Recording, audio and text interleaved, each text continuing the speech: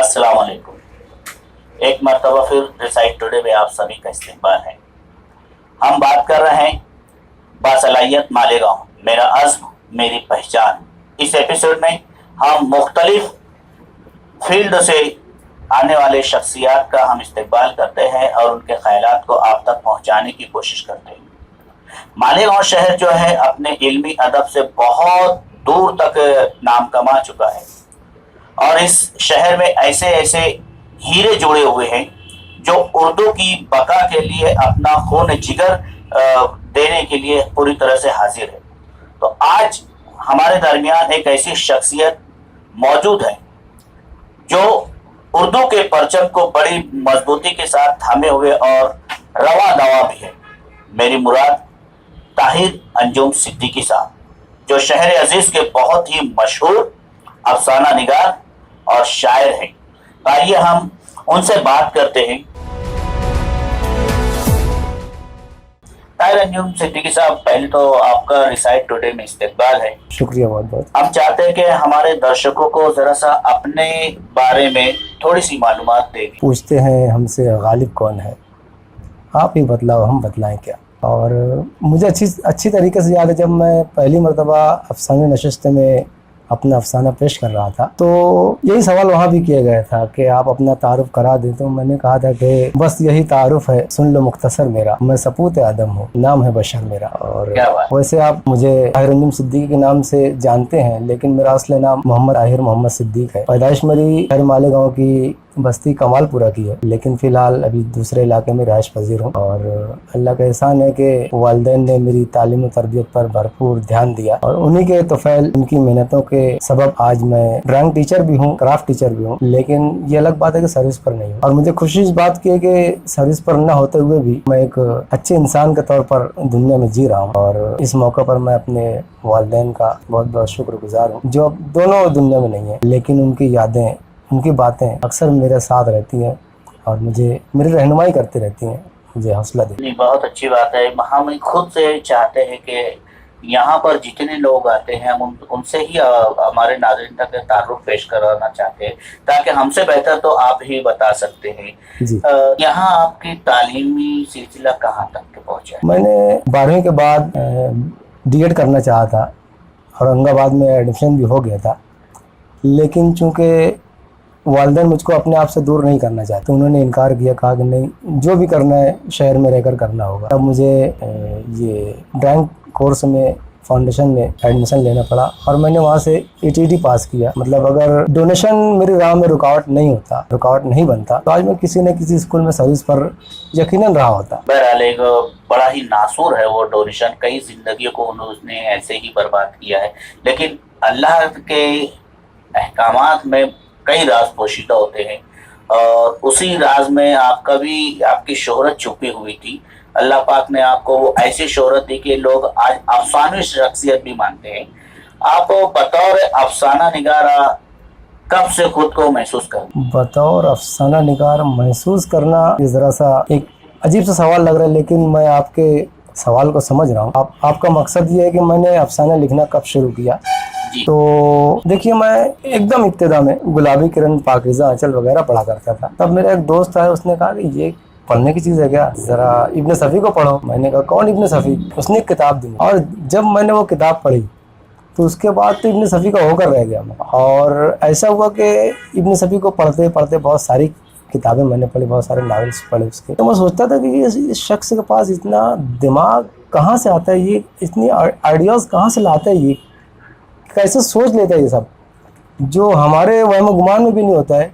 वो लिख कर चला गया वो आदमी। बहुत दिन तक ये सोचता रहा, साल गुजरे। फिर उसके बाद दूसरा सवाल अचानक ये पैदा हुआ, क्या मैं लिख सकता हूँ? इस सवाल ने मुझे कलम उठाने पर मजबूर किया और मैंने इमरान को लेकर एक स्कूल कैंपस के लिए एक कहानी क्रिएट की। और देखिए, वहाँ पर मैंने एक उसको टर्न ये दिया कि XTV बनना है एक शख्स को। तो शर्त ये रखी उस कहानी में कि जिसका भी नताइज में जिसकी भी मार्क्स, जिसके नंबरात सबसे ज़्यादा आएंगे वो X2 रहेगा। और इत्तेफाक से जिसको सबसे ज़्यादा नंबरात मिलते हैं उसका नाम इमरान रहता है। यानी इब्न सफ़ी का किरदार हकीकत में आपके सामने? जी जी। तो मैंने उस कहानी को मुकम्मल भी किया था, और अभी जल्द ही मैं जब अपने पुराने कागजात की छानबीन कर रहा था तो उसमें वो कहानी मेरे हाथ भी लगी। इंशाल्लाह मैं उसको किसी मौके पर फेसबुक पर या किसी सोशल मीडिया या फिर किताब के ज़रिए से उसको शेयर करूँगा आप लोगों से। और उसके बाद जब मैं 7वीं में था, 7वीं की जब छुट्टियाँ लगी तो मुझे अच्छी तरीके से याद है कि पहला शेर मैंने 7वीं जमात के बाद पहला शेर कहा था। ये शायरी का शौक, शायरी का शौक इसके लिए मेरे एक उस्ताद थे दूसरी जमात में, उनका मुकम्मल नाम तो नहीं याद है, लेकिन फारूकी जनाब हम लोग उनको कहा करते थे स्कूल नंबर 11 में।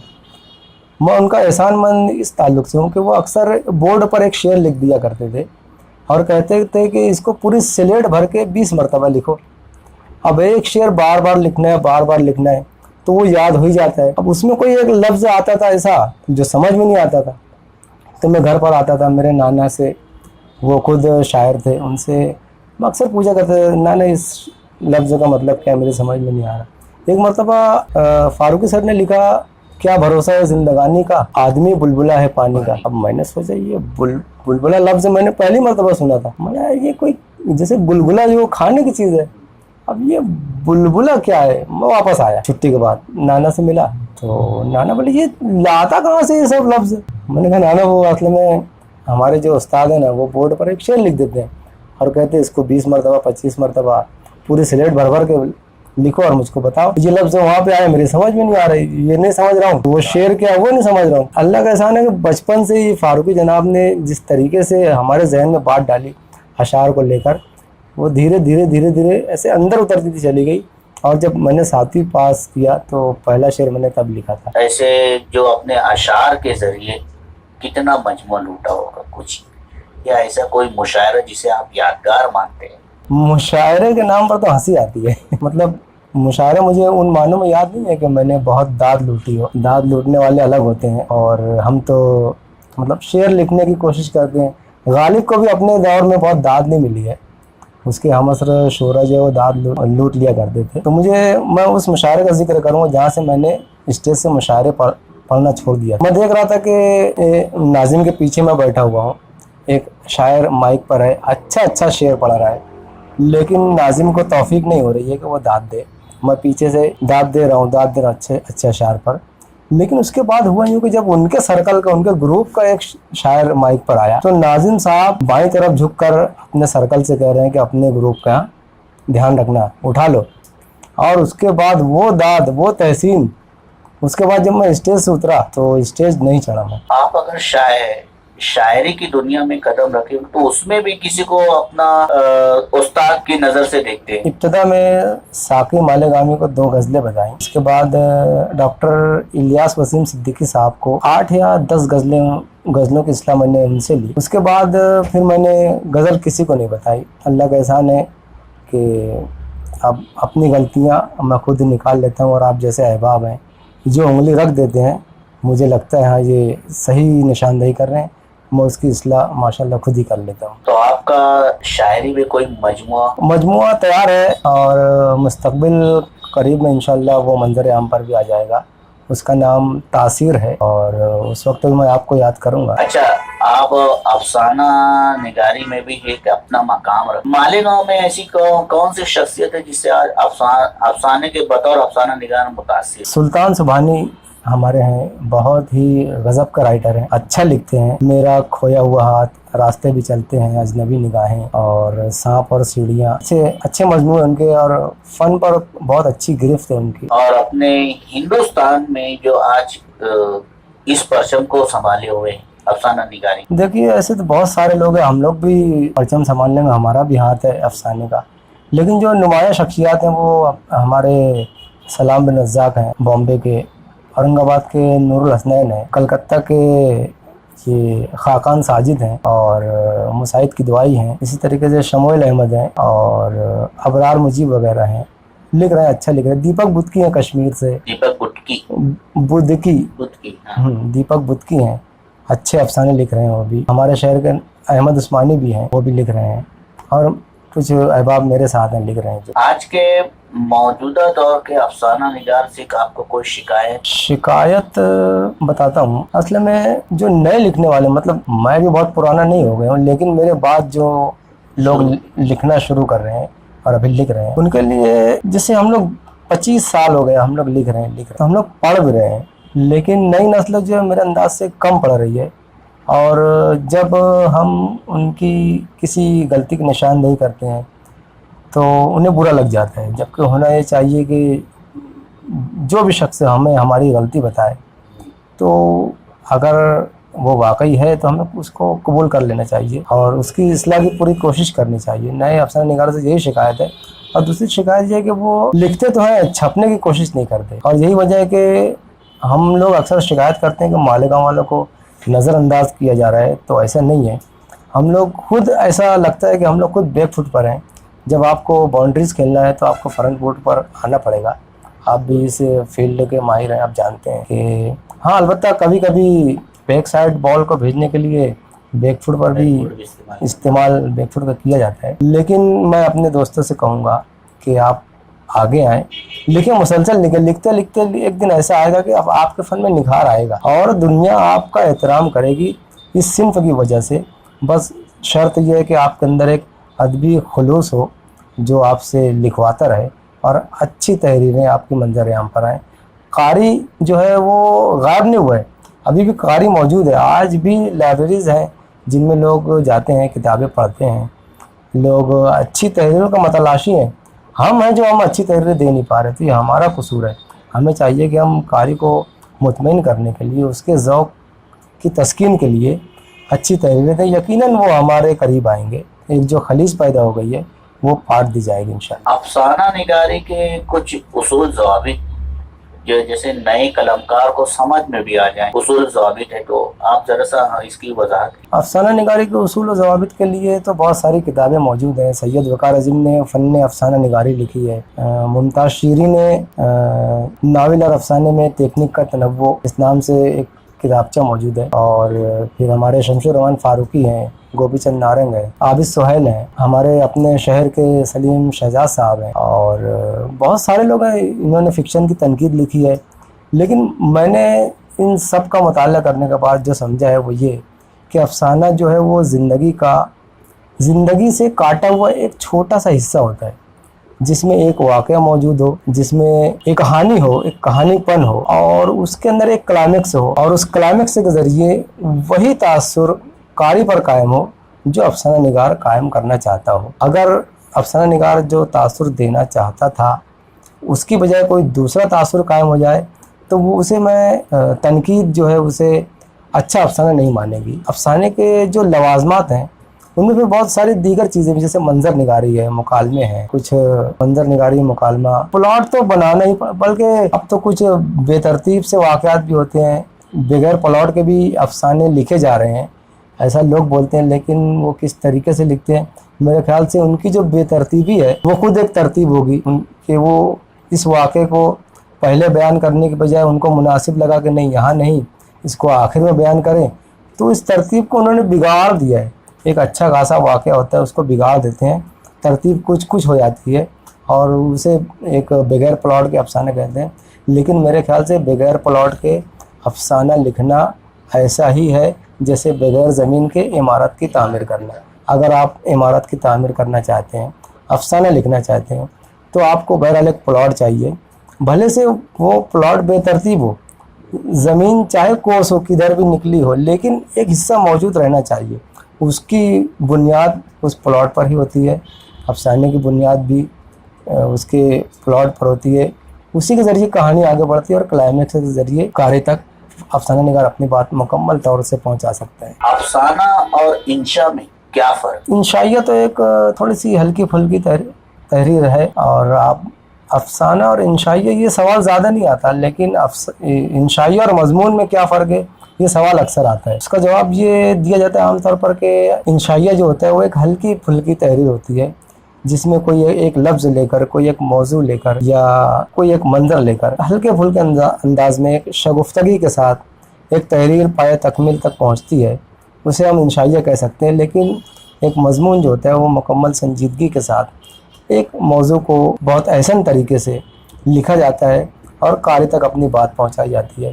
اسی طریقے سے جلگاؤں میں یہ سوال آیا بھی تھا ایک مباحثے میں، مضمون اور مقالہ میں کیا فرق ہے؟ تو اس کا جواب میں نے وہاں پر یہ دیا تھا کہ مضمون سنجیدگی سے لکھا جاتا ہے، مقالہ بھی سنجیدگی سے لکھا جاتا ہے، لیکن مقالے میں آپ جو بھی بات کہنا چاہتے ہیں، جو بھی بات آپ کہہ رہے ہیں، اس کو مختلف حوالوں سے، مختلف دلیلوں سے، مختلف کتابوں سے، مختلف لوگوں کے اقوال سے آپ کو ثابت کرنا ہوتا ہے.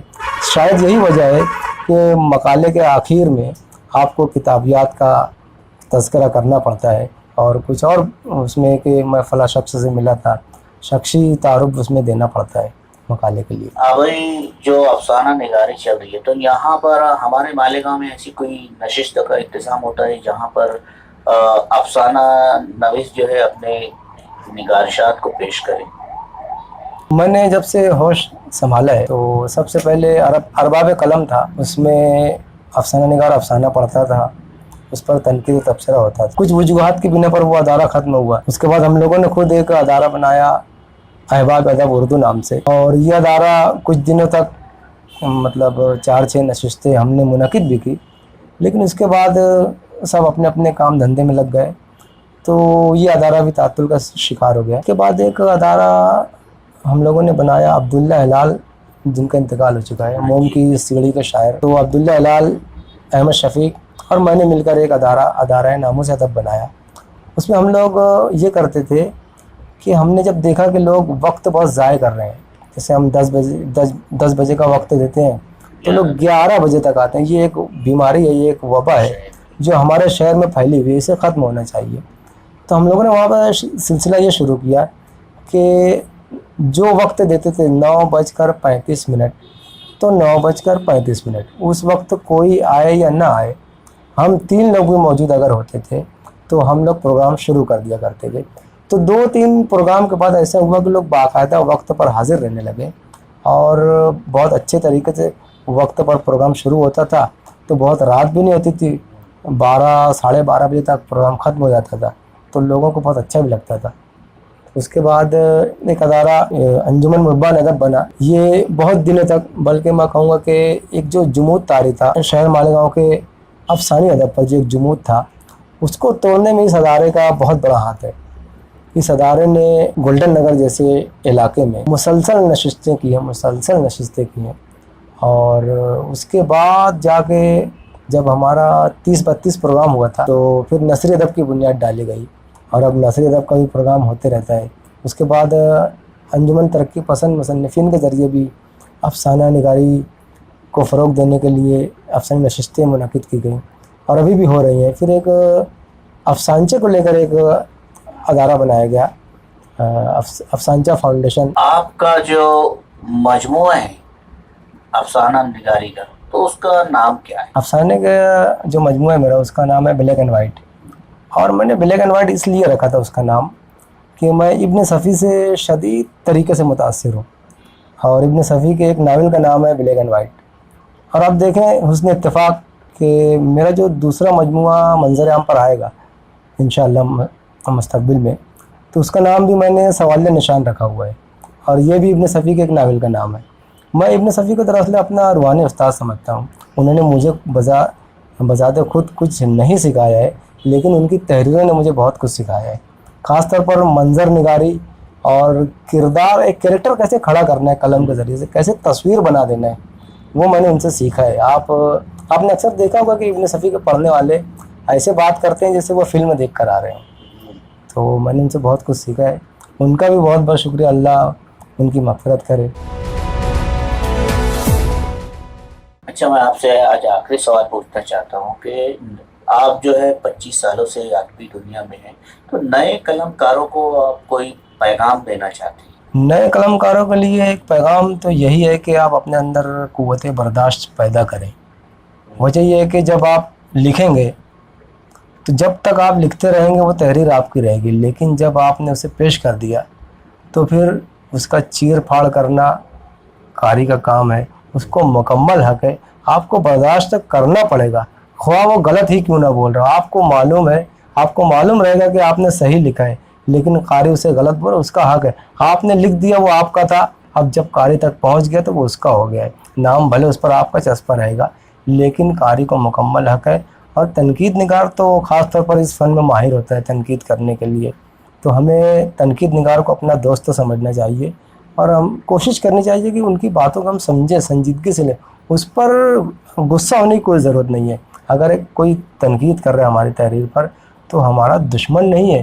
اگر کوئی غلطی بتا رہا ہے تو وہ ہمارا، یقیناً اسلام بھی کہتا ہے جو آپ کی غلطی بتائے وہ آپ کا دوست ہے، تو اسے اپنا دوست سمجھنا چاہیے اگر کوئی ہماری غلطی بتا رہا ہو. تو دیکھا ناظرین، باصلاحیت مالیگاؤں، میرا عزم میری پہچان، شہر عزیز کے بہت ہی معتبر افسانہ نویس شاعر ہمہ جہت شخصیت ہمارے ساتھ طاہر انجم صدیقی صاحب تھے.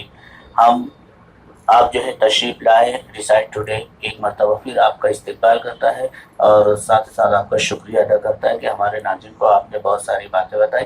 ناظرین، میں آپ سے کہنا یہ چاہتا ہوں کہ دیکھیے یہ لوگ جو ہیں ریسائٹ ٹوڈے بہت محنت کر رہے ہیں اور الگ الگ لوگوں سے مختلف قسم کی باتیں کر رہے ہیں اور وہ کریت کر ایسے سوالات کر رہے ہیں کہ ایک انسان کے اندر، ایک فنکار کے اندر جس فیلڈ میں، جس میدان میں بھی وہ کارہائے نمایاں انجام دے رہا ہو، اس کے اندر جو کچھ بھی صلاحیت ہے وہ اسے نکال کر آپ کے سامنے پیش کر دینا چاہتے ہیں. تو آپ کا بھی حق بنتا ہے، آپ کا فرض بنتا ہے، آپ پر واجب ہوتا ہے کہ آپ ریسائٹ ٹوڈے کو سبسکرائب کریں تاکہ ان کے ویورز بڑھیں اور ان کی حوصلہ افزائی ہو اور یہ لوگ کچھ اچھے طریقے سے اور بہت بڑا کام کر سکے. ابھی بھلے سے یہ بہت بڑا کام نہ ہو لیکن ایک بہت بہترین کام ہو رہا ہے. آپ کو چاہیے کہ آپ اس چینل کو سبسکرائب کریں.